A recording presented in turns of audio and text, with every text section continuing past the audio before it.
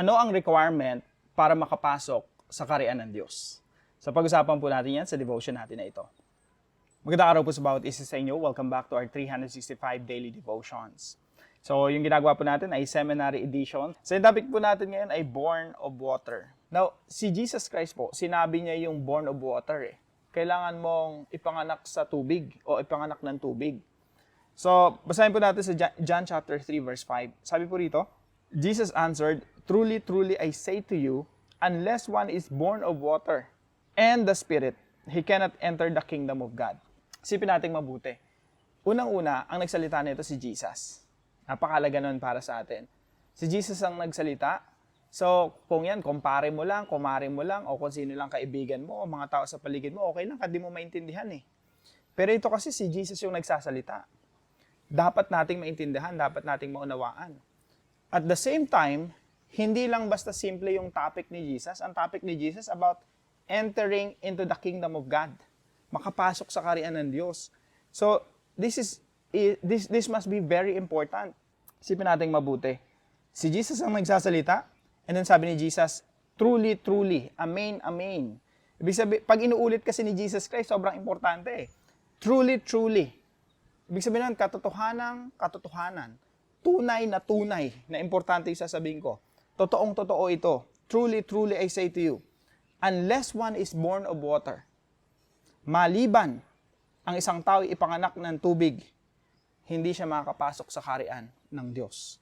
So talaga, sobrang importante nito na dapat maintindihan talaga natin. Now, ang mahirap sa interpretation minsan talaga, pag binasa mo, ano yung born of water, no? Kaya tayong mga interpreters, lahat po tayo nag-i-interpret ng salita ng Diyos. Kailangan talaga maunawaan natin ito ng malalim, ng mabuti. At yung pagkakaunawa natin, dapat backed by the Bible. Ibig sabihin, may basihan sa Biblia. Merong convincing as far as the Bible is concerned. Ganun po tayo pag nag-i-interpret ng Bible, kailangan talaga unawain mo ano yung sinasabi ni Jesus, hindi yung ano yung pakahulugan mo sa sinasabi ni Jesus. At the same time, we have to be honest din na may mga time talaga hindi natin maintindihan. 3 views on born of water. Ito po yung unang view. Born of water refers to amniotic fluid. Physical. 3 view po yan, no? Physical, ritual, spiritual. At marami pang mga iba't ibang mga views. So, born of water refers to amniotic fluid. Sabi ng ilang mga nag-aaral ng Biblia, yung sinasabi ni Jesus Christ kasi dito, kailangan mong ipanganak muli. So, yung unang kapanganakan mo, yung amniotic fluid, yung panubigan, yun yung pumuputok, tapos ipapanganak ka. Ibig sabihin, ipapanganak ka sa physical, at kailangan mong ipanganak ulit sa spiritual. Kaya magkasunod daw sinabi ni Jesus to, ipanganak ng tubig, physical birth, at ng spirito, ito yung spiritual birth. So, dalawa po yung iniisip ng ilang mga nag-aaral ng Biblia na ito yung ibig sabihin ng born again. Yung ipanganak ng tubig, physical birth yan. It has something to do with the physical, actual, giving birth. Yung ipinanganak ka sa tubig, yung amniotic fluid mo, pumutok and then pinanganak ka. So, pwede rin naman yung ganong interpretation. Possible. Pero ako, personally, I'm not convinced. Hindi ako masyadong kumbinsido sa ganong interpretation. Now, pangalawang interpretation po, yung born of water refers to water baptism. Ibig sabihin yan, yung tinutukoy ni Jesus dito na para makapasok ka, ito yung requirement, para makapasok ka sa kaharian ng Diyos, kailangan mong mabaptize. Bautismo ka sa tubig. Alam niyo po yung typical na ginagawa natin, nilulubog. Sa iba naman, winiwisikan. Sa iba naman, binubuhusan. So, born of water refers to water baptism. So, ang sinasabi ng ilan, ano yan? Hindi yan physical. Ritual yan. So, basically, ang sinasabi ni Jesus, kailangan mong mabautismohan sa tubig. Yung actual na baptism na ginagawa natin, water baptism, pwede sa dagat, pwede sa swimming pool, pwedeng wisik, pouring, or wisik. So, kailangan mong mabautismohan. At the same time, kailangan mong ipanganak sa espiritu. Magkaroon ka ng inward renewal. Magkaroon ka ng spiritual renewal. So, yun daw yung ibig sabihin ng ipanganak sa tubig, yung merong water baptism. Now, possible interpretation yan. Pwedeng yun nga yung interpretation dito. Pero ako personally, I'm not convinced. No? Mas kumbinsido ako dito sa pangatlo. Born of water refers to spiritual cleansing. So, ang tinutukoy po rito is spiritual. Born of water refers to spiritual cleansing. No? So, nung sinabi ni Jesus Christ, na katotohanan sinasabi ko sa inyo, maliban ng isang tao ipanganak ng tubig. Ibig sabihin po nito, spiritual cleansing. Kung paano tayo nililinis ng tubig pag naliligo tayo, pag naguhugas tayo ng kamay, nalilinis yung ating mga kamay. Ito naman, spiritual. Hinuhugasan yung spirito natin, yung spiritual being natin. Hindi to physical, kundi spiritual, relational. Magkaroon tayo ng restored relationship with God. So, yung born of water refers to spiritual cleansing. So, spiritual po siya. Tsaka, I think, yung ipanganak ng tubig at ng spirito, hindi siya dalawa, kundi dapat nating tingnan bilang magkasama. Yung paglilinis ng tubig at paglilinis sa pamamagitan ng Espiritu Santo, pananahan ng Espiritu Santo sa atin. Kasi the moment na manampalataya ka sa Panginoong Jesucristo, pananahan ka ng Santong Espiritu, at ang Santong Espiritu rin ang magbabago sa iyo. Magkakaroon ka ng spiritual cleansing. So, basically, ang picture, I believe, yung picture na ginagamit ni Jesus Christ rito. Kasi si Nicodemus, during that time, mahilig to sa cleansing, spiritual cleansing, mga rituals So, dinadala ni Jesus Christ si Nicodemus sa spiritual realm. Na, Nicodemus, hindi ito about physical na maghugas ka ng kamay o paglilinis na physical. Or bumalik ka sa napupunan ng nanay mo. Para ipanganak kang muli, kailangan ipanganak ka sa espiritu. At pag pinanganak ka sa espiritu, merong spiritual cleansing. Malilinis ang buhay mo, mababago ang buhay mo, magkakaroon ka ng transformation. Yung dati mong pagkatao, mawawala na yun. Meron ng bagong Nicodemus. Meron ng mabuborn again na Nicodemus. So, I believe spiritual cleansing yung tinutukoy dito. Alinsunod sa isang talata at marami pang mga verses sa Bible, pero ito po yung isi-share ko po sa inyo. Ezekiel chapter 36 verse 25 to 26. Ito po ay promise sa lumang tipan na darating yung time na yung mga tao matututong sumunod sa Diyos. Magkakaroon silang spiritual cleansing. Sabi rito, I will sprinkle clean water on you, and you shall be clean from all your uncleanness. And from all your idols I will cleanse you. And I will give you a new heart and a new spirit I will put within you. And I will remove the heart of stone from your flesh and give you a heart of flesh. Ito po ay promise sa Old Testament na someday, yung mga tao, sila ay babautismuhan or ipapanganak sa tubig. I think ito yung tinutukoy ni Jesus Christ dito Merong water at the same time merong spirit. Born of water and born of the spirit. Ako'y magwiwisik ng malinis na tubig sa inyo. Kayo'y magiging malinis sa lahat ninyong karumihan. At lilinisin ko kayo sa lahat ninyong mga Diyos-Diyosan. After na itong paglilinis ng tubig, merong espiritu na binabanggit. Bibigyan ko kayo ng bagong puso. So lilinisin tayo ng Panginoon, at the same time, bibigyan ng bagong puso, at lalagyan ko kayo ng bagong spirito sa loob ninyo. Yun po yung Espiritu Santo. Kaya pag nanampalataya ka sa Panginoong Jesucristo, sinurrender mo yung buhay mo sa Panginoong Jesucristo, at that point in time, you will receive the Holy Spirit. And the Holy Spirit will renew you, transform you, change you every day until you become like the Lord Jesus Christ. Yung banal na Espiritu ang babago sa atin araw-araw.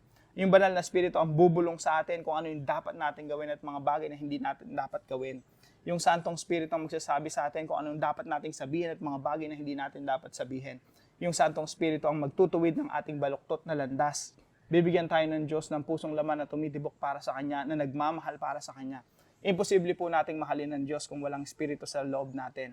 Imposible nating sundin ang kalooban ng Diyos kung walang Espiritong nag-uudyok sa atin na sundin ang Diyos. Yun po yung ibig sabihin rito na you need to be born of water, lilinisin ka ng ating Diyos, at the same time, bibigyan ka ng bagong Espiritu. At yung Espiritu ng Diyos sa iyo, yun ang magpapatuloy ng iyong pagsunod sa Diyos. Yun yung mag-uudyok sa iyo para sumunod tayo ng sumunod sa ating Panginoon.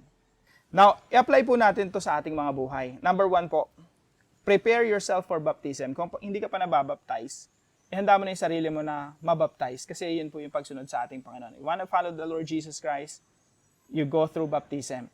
Pero yung baptism po, hindi po yung tinutukoy sa verse na ito sa John chapter 3 verse 5. Bagaman hindi yun ang tinutukoy dito, yung water baptism na ginagawa natin bilang ritual, ito ay sinyales ng nangyari sa ating buhay na talagang tinanggap natin ang ating Panginoong Jesucristo, tinanggap natin ang Espiritu ng Diyos, at bilang sign sa mga sarap ng tao, sarap ng publiko, na tayo nga ay tumanggap ng Espiritu Santo, tayo nga ay niligtas ng Panginoong Jesucristo, tayo nga ay mananampalataya, susunod tayo sa baptism. So, bagamat hindi ritual ang tinutukoy rito, related pa rin siya sa baptism, sa water baptism. Yung baptism po, again, ito ay sinyales na tayo nga ay tunay na mananampalataya sa Panginoon at gusto nating ipakita sa publiko na tayo nga ay tagasunod ng Panginoong Jesucristo. Number 2 po, ask God for forgiveness and cleansing. Kung first time mong napanood itong channel natin na ito, no? First time mong na-encounter itong devotion na ito, isipin mo mabuti, lahat ng kasalanan mo, it can be forgiven. Lahat ng kasalanan natin na nagawa natin, nagawa ng ating mga kamay, pinanood ng ating mga mata, nasabi sa ating kapwa, nakasakit tayo, lahat ng nagawa nating mali, yun ay patatawarin sa pamamagitan ng Panginoong Jesucristo na namatay doon sa krus para sa iyo. So, kailangan mo lang gawin, you have to ask God for forgiveness and cleansing. Hingin mo sa Panginoon, Lord, patawarin niyo po ako. Salamat kasi isinugo niyo si Kristo para mamatay doon sa krus ng Kalbaryo sa ikapapatawad ng aking mga kasalanan. Lord, I want to have a renewed life. Please give me your Holy Spirit. Hayaan yung Santong Espiritu manahan sa akin upang magkaroon ako ng bagong buhay. And number 3 po, offer yourself as a clean instrument for God. Yung paglilinis po ng Diyos na ginawa sa atin, ito po ay patuloy niyang ginagawa. Patuloy po tayong nililinis ng Diyos. Araw-araw binabago tayo ng Diyos. Pinapatawad tayo ng Diyos sa lahat ng ating mga kasalanan. Meron talagang continuous cleansing. Bakit po? Kasi po gusto ng Diyos na gamitin niya tayo bilang instrumento niya. Maging kagamit-gamit sa kanyang kamay upang i-accomplish ng Diyos yung mission niya dito sa lupa. The fact na nabubuhay ka pa ngayon, the fact na nandiyan ka pa ngayon, nanonood dito sa devotion na ito, may plano ang Diyos sa iyong buhay. Meron siyang gustong gawin, i-accomplish sa pamagitan ng iyong buhay. Kaya po, napakalaga nung salitang instrument. Ibig sabihin ng instrument, ginagamit ng Diyos, instrumento ng Diyos. Now, hindi tayo magiging mabuti o magiging kapaki-pakinabang na instrumento ng Diyos kung hindi tayo malinis sa kanyang harapan. Bigyan ko po kayo ng example. Sa isa ko pong mission trip long time ago, no? Meron akong iniinuman ng tubig. Lagi akong sumasahod doon, umiinom ako ng tubig ron. Tapos, after a while, umulan ng malakas, bumagyo at that time. Yung tubig na iniinom ko, medyo malabo. Medyo malabo. Ang ginawa ko, pinuntahan ko yung balon. Yung balon yung pinanggagalingan ng tubig. Galing sa balon sa bukal. Bukal, balon, tapos tubig yung iniinom ko. Pagtingin ko po ron, maraming mga palaka. Ganyan yung itsura. Maraming mga palaka. So iniisip ko, ito pala yung iniinom ko all this time. Galing sa mga palaka na to. Tingin nyo po, iinom ka pa ba doon sa dati mong iniinuman? So the moment ma-realize mo na marumi yung isang bagay, hindi mo na inumin eh. Hindi na siya kagamit-gamit sa'yo. Alam niyo po, tingin ko sa relasyon natin sa Panginoon, dapat po lagi ino-offer natin yung sarili natin na malinis. Kasi kahit tayo ng tao, pag merong isang mineral water dyan, patakan mo lang ng konting tubig kanal, di mo na gagamitin eh. Sa ating Diyos po, alalahanin natin yung Diyos natin banal. Yung Diyos natin mabuti. Siyempre, pag in-offer mo yung sarili mo sa Kanya, Lord, ino-offer ko po yung sarili ko sa inyo. Gusto kong sumunod sa inyo, linisin niyo po ako, pakalinisin niyo po ako, turuan niyo po akong sumunod sa inyo, magkaroon ng malinis na pamumuhay para mas maging kagamit-gamit tayo sa ating Panginoon. Hindi po natin ino-offer yung sarili natin na parang tubig na marumi na, kahit sinong tao hindi iinom dyan. Diyos po ang sinasamba natin, Diyos ang pinapapurihan natin. Kaya, lagi nating dinadalangin sa Panginoon, Lord, kung may nagawa ako kasalanan, patawarin niyo po ako, tulungan niyo po akong magsisi, talikurin yung aking mga kasalanan, sumunod sa iyo at magpagamit sa iyo. Now, para po sa ating discussion, what bad habits, attitudes, mindsets, or behaviors, ano mga kapangitan sa atin, mga pangit na ugali, or behaviors do you need to let go of in order to become a clean instrument for God? Samahan niyo po ako sa panalangin. Heavenly Father, thank you for calling me to a new life with a new direction. I ask for your cleansing. Wash away my sins and purify my heart. Forgive me for the times I have disobeyed you. Please lead me back to you. Help me prepare my heart for baptism and to fully surrender to you. Make me a clean instrument, holy and pleasing to you. Make me ready to serve and honor you. Fill me with your Spirit so that I may follow you with all my heart. I trust in your faithfulness. Please make me productive and successful today. I believe you will answer my prayer. In Jesus' name, amen and amen.